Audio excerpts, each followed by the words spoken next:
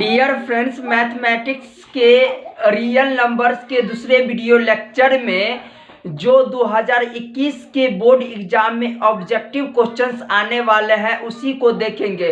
करीबन super 30 questions होंगे और इसके अलावे बिहार बोर्ड 2021 में कोई क्वेश्चंस नहीं आ सकते हैं। इतना आप जान गए तो समझिए कि आप 100% मार्क्स ऑब्टेन करके आएंगे।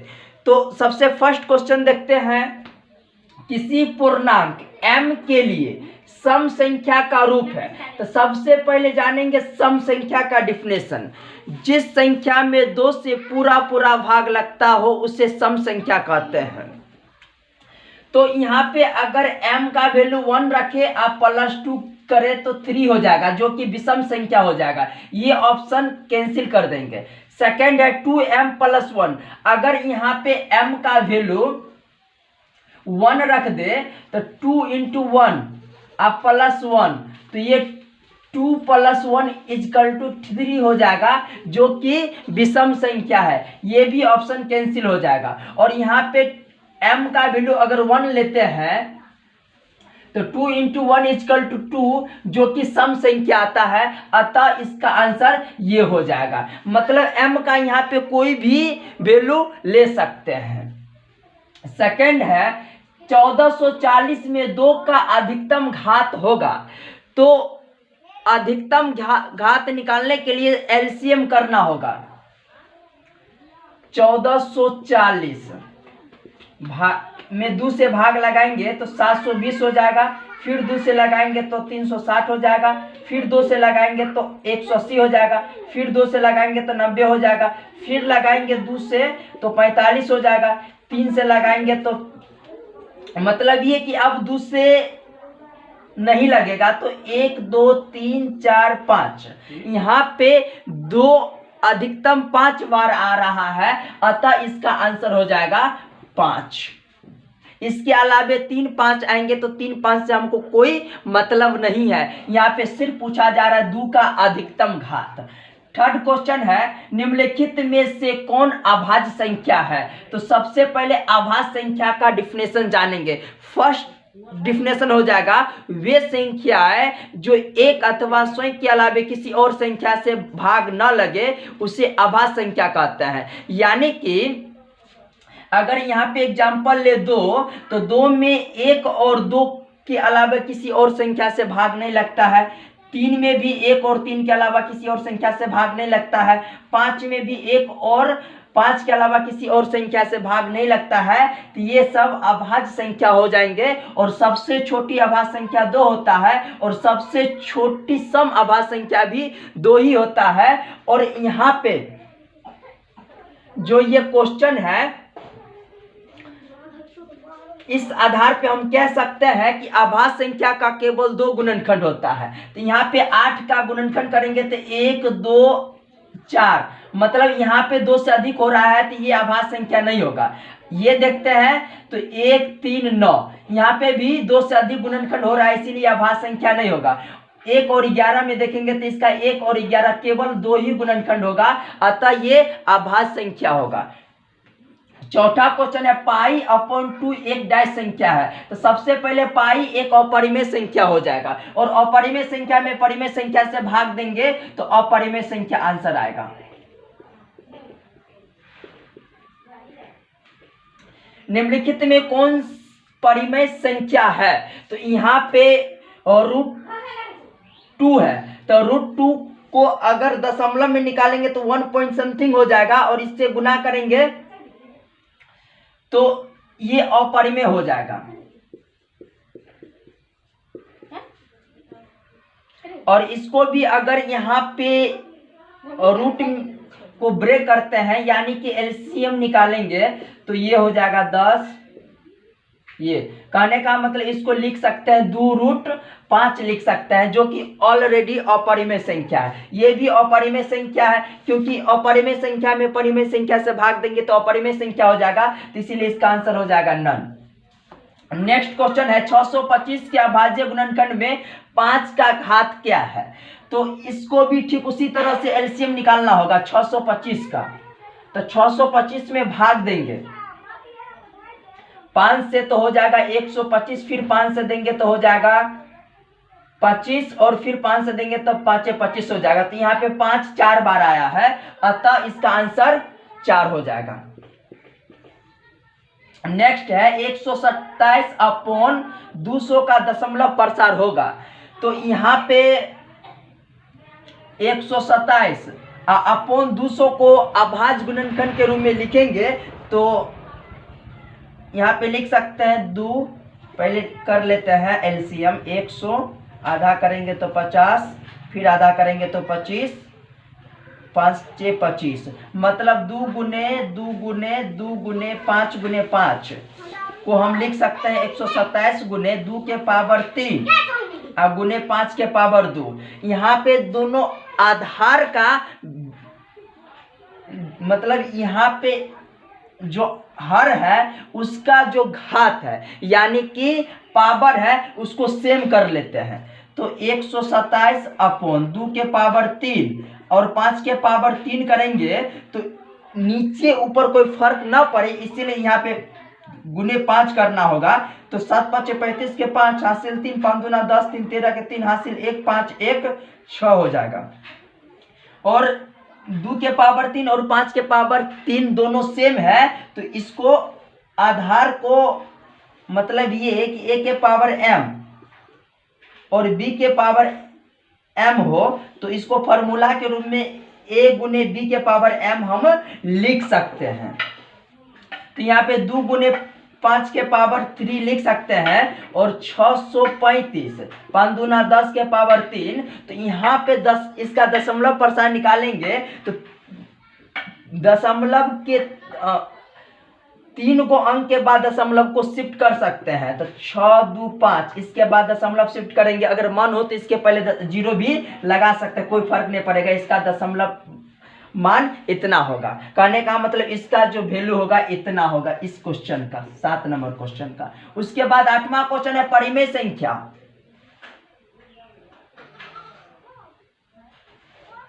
73 अपॉन 2 के पावर 4 गुने 5 के पावर 3 का दशमलव विस्तार दशमलव के कितने स्थानों के बाद शांत हो जाएगा। तो यहाँ पे 2 के पावर 4 है और 5 के पावर 3 है। तो जो हर है उसमें दोनों को पावर सेम करने के लिए हमको जो मैक्सिमम पावर है 2 के पावर 4 उसके बराबर करना होगा। तो यहाँ पे 1 बढ़ा देंगे तो 5 के पावर 4 कर देंगे। तो ये कहने का मतलब दशमलव के 4 अंकों तक इसका दशमलव प्रसार शांत हो जाएगा। नेक्स्ट है परिमेय संख्या 4/75 का दशमलव प्रसार होगा। तो यहाँ पे 4 अपॉन 75 को हम लिख सकते हैं 3 गुने 5 गुने 5। तो इसको 4 और इसको 3 गुने 5 के पावर 2 लिख देंगे। और यहाँ पे दोनों को पावर सेम करने के लिए 4 अपॉन 3 के पावर 2 और गुने 5 के पावर 2 करेंगे। तो ऊपर में भी हमको करना होगा 3 देना होगा। तो ये 4 तिया 12 और यहाँ पे हो जाएगा 5 तिया 15 के पावर 2 हो जाएगा। एक बार क्वेश्चन और सही ढंग से पढ़ लेंगे। परिमेय संख्या 4/75 का दशमलव प्रसार होगा। तो इसका दशमलव प्रसार अगर निकालेंगे मान में तो ये हो जाएगा 12 और 25 के 15 के 15 से गुना करेंगे तो हो जाएगा 225। कहने का मतलब इसका दशमलव प्रसार जो होगा अशांत होगा, क्योंकि यहाँ पे 2 के पावर n और 5 के पावर n के अलावे भी 3 है। कहने का मतलब या तो 5 के पावर कुछ भी हो या 2 के पावर कुछ भी हो या दोनों के पावर में कुछ भी हो तब तक शांत रहता है। इसके अलावा कुछ और हो जाए तो अशांत हो जाता है। लास्ट क्वेश्चन है संख्याओं 50 और 25 के HCF और LCM का गुणनफल होगा। तो सबसे पहले HCF को जान लेते हैं। HCF का फुल फॉर्म होता है हाईएस्ट कॉमन फैक्टर, मतलब इसको महत्तम समापवर्तक कहते हैं। इसको हिंदी में मौसो के नाम से भी जानते हैं। और LCM का फुल फॉर्म होता है लिस्ट कॉमन मल्टीपल्स, इसको हिंदी में लघुत्तम समापवर्तक कहते हैं और इसको शॉर्ट नाम लॉसो के नाम से जानते हैं। और इसका गुणनफल पूछ रहा है तो दोनों को आराम से गुना कर देंगे, आंसर फाइंड हो जाएगा। तो 25 5 125 और ये 0 हो जाएगा तो 1250 हो जाएगा। डियर फ्रेंड, बोर्ड एग्जाम में आपको लग रहा होगा कि इस तरह के ही क्वेश्चन आते हैं, तो बिल्कुल हाँ, इसी तरह के क्वेश्चन आते हैं। और जितना अभी तक डिस्कशन हुआ है और आगे होंगे उसी में से जैसे क्वेश्चन बैंक में से क्वेश्चन जो दिया रहता है, जो बोर्ड एग्जाम में पूछे जाते हैं, उसी तरह के क्वेश्चन आपको देखने को मिले हैं। 11वां क्वेश्चन है, निम्नलिखित में किसका दशमलव प्रसार शांत है? तो हम पहले बता चुके हैं कि अगर हर का गुणनफल 2m और 5n के रूप का होता है तो उसका दशमलव प्रसार शांत होता है। यानी कि हमको अंश से कुछ मतलब नहीं है, हर में 2 और 5 के पावर कुछ भी हो तो उसका दशमलव प्रसार शांत होता है। जैसे कि अगर 8 का गुणनफल निकाले तो 2 गुने 2 गुने 2 2 दूना 4 दूना 8, मतलब 2 के पावर यहाँ पे 3 हो जाएगा, तो इसका दशमलव प्रसार शांत होगा। बाकी बात आगे चेक करने की जरूरत है ही नहीं। नेक्स्ट है 2√2 है, तो ये हो जाएगा अपरिमेय संख्या। चूंकि कहा गया था कि अपरिमेय संख्या को रूट के अंदर अक्सर रखा जाता, हमेशा की बात नहीं करते हैं। 3 माइनस √3 है अपरिमेय संख्या।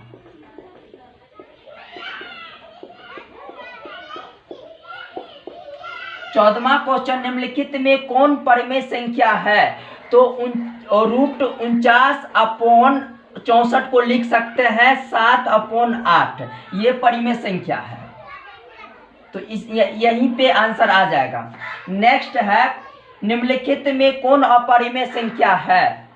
तो इसको करेंगे तो 6/8 ये परिमेय हो जाएगा। इसको तोड़ेंगे तो हो जाएगा 1/9, ये भी हो जाएगा परिमेय संख्या। लेकिन इसको ब्रेक नहीं कर सकते हैं, √3 का मान दशमलव में आएगा और √5 का भी मान दशमलव में आएगा, तो इसको भाग लगाएंगे तो रिपीटिंग, नॉन रिपीटिंग और नॉन टर्मिनेटिंग होगा, इसीलिए इसको अपरिमेय संख्या कहेंगे और यही आंसर हो जाएगा। नेक्स्ट है, इनमें से कौन सी संख्या अपरिमेय है? तो √9 बराबर 3 हो जाएगा, लेकिन √20 को तोड़ेंगे तो 2 तोड़ के देख लेते, 2 दूना 4, 4 5 20, ये 2√5 हो जाएगा, जो कि अपरिमेय संख्या होता है। तो इसका आंसर ये हो जाएगा।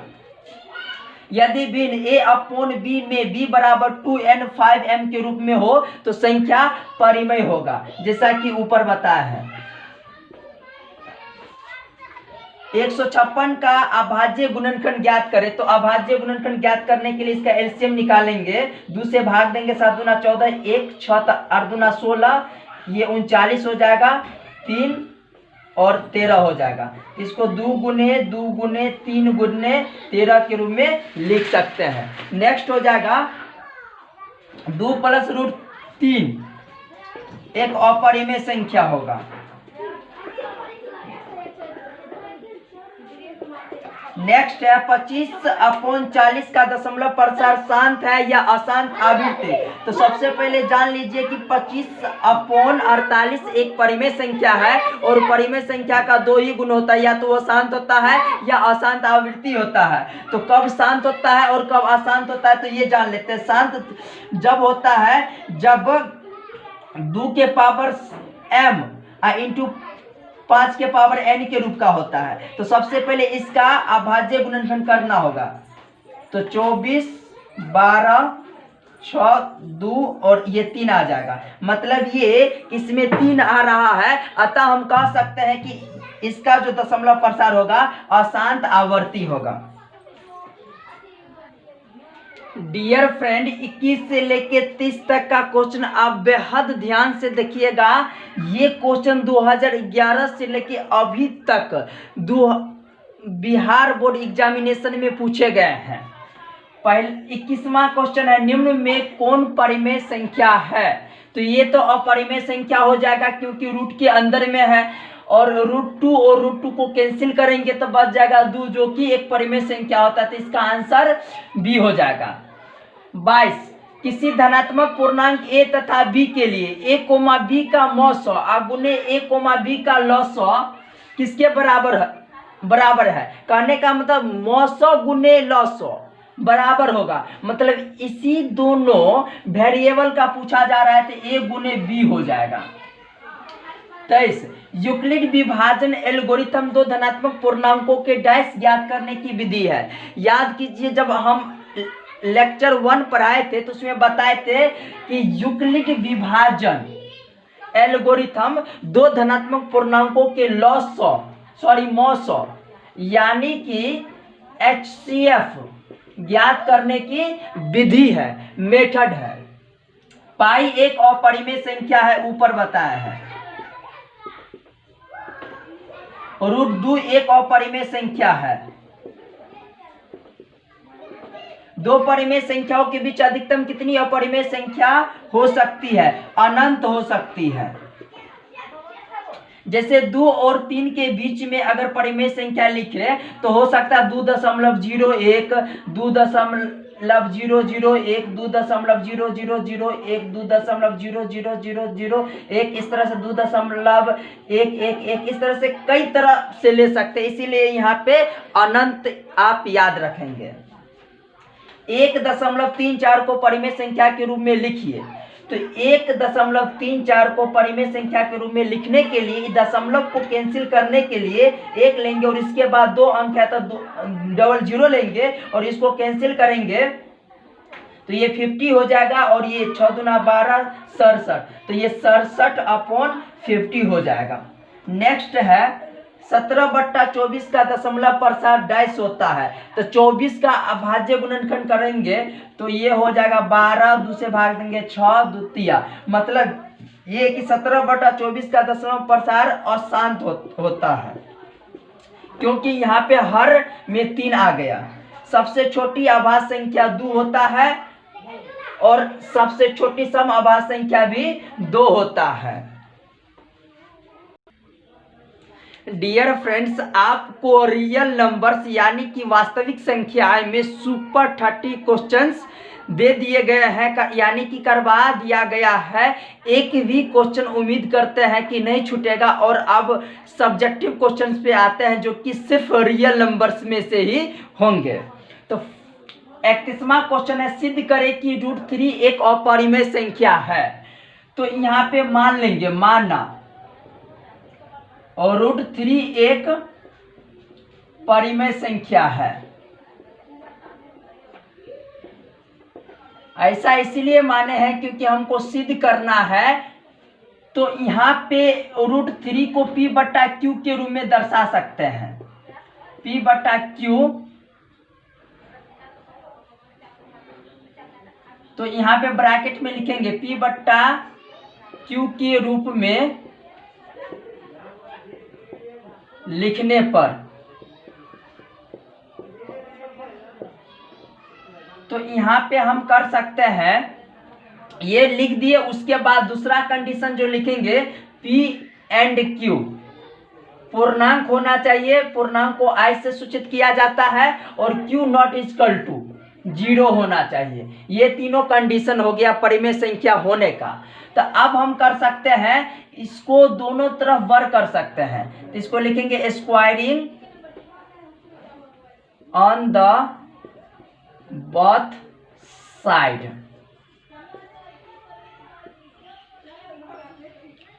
तो √3 का होल स्क्वायर बराबर P/Q का होल स्क्वायर। इसका होल स्क्वायर करेंगे तो ये स्क्वायर और ये रूट कैंसिल हो जाएगा, 3 बचेगा। अब बराबर P का होल स्क्वायर अपोन में Q का होल स्क्वायर।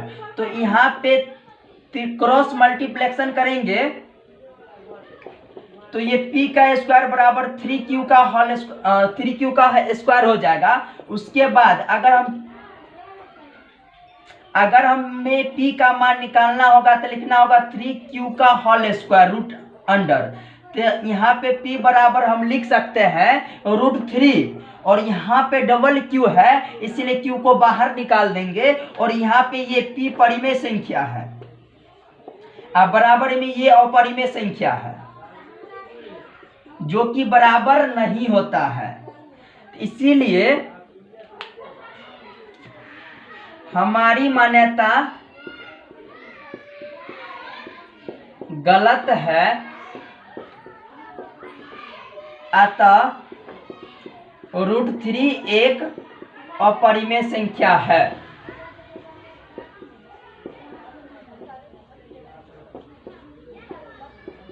आप स्क्रीनशॉट ले सकते हैं। 32वां क्वेश्चन, अभाज्य गुणनखंड विधि द्वारा 6,8,22 का मौसो और लौसो ज्ञात करें। तो अभाज्य का मतलब होता है कि केवल 2 गुणनखंड होना चाहिए। यहाँ पे देखते हैं 6 का अभाज्य गुणनखंड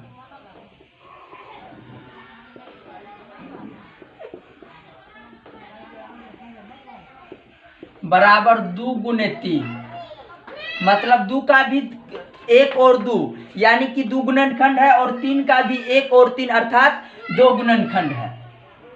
8 का अभाज्य गुणनखंड 2 दूना 4 दूना 8। 22 का अभाज्य गुणनखंड हो जाएगा 2 गुने 11। अब कॉमन लेंगे तो ये 2 आ जाएगा, तो जो हाईएस्ट कॉमन होता है जो कि 2 मिला वो HCF हो जाता है, यानी कि मौसो हो जाता है, और बाकी का जो बच जाता है उसको LCM कहते हैं, हिंदी में लौसो कहते हैं। तो ये हो जाएगा 2 गुने 2 गुने 2 गुने 3 गुने 11। तो 2 दूना 4 दूना 8 त्रिक 24, और 24 को 11 से गुना करेंगे तो 11 से 44, 11 दूना 22 और 4 26, तो 264 हो जाएगा। आप स्क्रीनशॉट ले सकते हैं। 33वां क्वेश्चन है, 2 पात्रों में 504 लीटर और 735 लीटर दूध है, पात्र की महत्तम धारिता क्या होगी? महत्तम धारिता का मतलब होता है HCF, हाईएस्ट कॉमन फैक्टर, यानी कि महत्तम समापवर्तक, यानी कि मौसो निकालना है। और मौसो निकालने के लिए हमको एगो को ए मानना होगा जो सबसे बड़ा हो, तो सबसे बड़ा 735 है, तो 735 को ए मान लिए, और सबसे छोटा 504 है तो इसको बी मान लिए 504। और आगे कहता है जो दोनों पात्रों के दूध को पूर्ण रूप से माप सके, तो यहाँ पे होता है यूक्लिड्स डिवीजन लेमा से ए बराबर BQ प्लस R। यहाँ पे कंडीशन होता है 0 से बड़ा या बराबर R से बड़ा B, ये याद रखेंगे। इसमें भी 2 नंबर्स मिल जाते हैं क्योंकि ये ऑब्जेक्टिव में पूछ दिए जाते हैं, ये अलग ये अलग। तो यहाँ पे 735 बराबर 504, यहाँ पे A का मान 735, B का मान 504, और यहाँ पे Q का मतलब होता है भागफल। तो एक बार में लगाएंगे तो रिमाइंडर हो जाएगा 5 में से 4 घटा 1, 3 में से 0 घटा 3, और 7 में से 5 घटा 2, और यहाँ पे 504 में लगाएंगे 231 से, तो ये हो जाएगा 2 बार में गुना करेंगे तो हो जाएगा 462। अब घटाएंगे तो रिमाइंडर हो जाएगा 2 4। उसके बाद 231 में भाग देंगे 42 से, तो ये हो जाएगा 5 से लगाएंगे तो 5 दूना 10, 5 का 20, 21 हो जाएगा। तो यहाँ पे रिमाइंडर हो जाएगा 21। तो अब 42 में भाग देंगे 21 से, तो 21 दूना 2, आप रिमाइंडर हो गया 0। मतलब भाग तब तक लगाते चलेंगे जब तक कि रिमाइंडर 0 न हो जाए। तो यहाँ पे HCF बराबर हो जाएगा 21। तो यहाँ पे लिख सकते हैं पात्र की महत्तम धारिता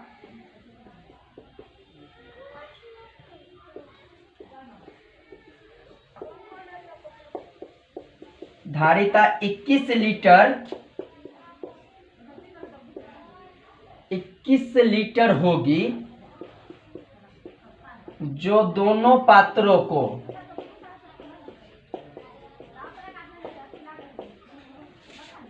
पूर्ण रूप से, इस तरह से लिखेंगे तो पूरे पूरे नंबर मिलेंगे, माप सके। आप स्क्रीनशॉट भी ले सकते हैं। 34वां क्वेश्चन है 0.6 पर रेकरिंग को परिमेय संख्या के रूप में व्यक्त करें। तो इसके लिए हमको मानना होगा लेट x इक्वल टू 0.6, और यहाँ पे माने है, इसका मतलब ये है कि 6 का रिपीटिंग बार बार हो सकता है। तो इसको लिख लेते हैं डॉट डॉट करके, इक्वेशन फर्स्ट मान लेते हैं। अब हम करते हैं समीकरण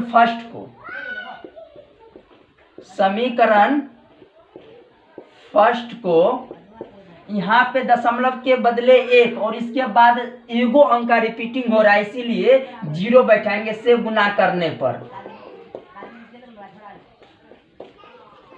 तो ये हो जाएगा 10 को x से गुना करेंगे तो 10x हो जाएगा। अब बराबर यहाँ पे 10 से गुना करेंगे तो एगो 0 दशमलव के 1 अंक के बाद 6 इधर शिफ्ट हो जाएगा, तो 6.66 इस तरह से डॉट डॉट करके बचेगा। तो इसको समीकरण सेकंड मान लेंगे। अब इक्वेशन सेकंड माइनस फर्स्ट से, मतलब सेकंड में से फर्स्ट को घटाएंगे तो 10x माइनस x बराबर 6.666 माइनस 0.666 करेंगे तो ये 9x हो जाएगा। अब बराबर में ये कैंसिल हो जाएगा तो 6 हो जाएगा। तो x बराबर 6/9, तो इसको कैंसिल करेंगे तो 2/3 हो जाएगा। मतलब 0.6 पर रेकरिंग को 2/3 के सरल रूप में व्यक्त कर सकते हैं। आप स्क्रीनशॉट ले सकते हैं।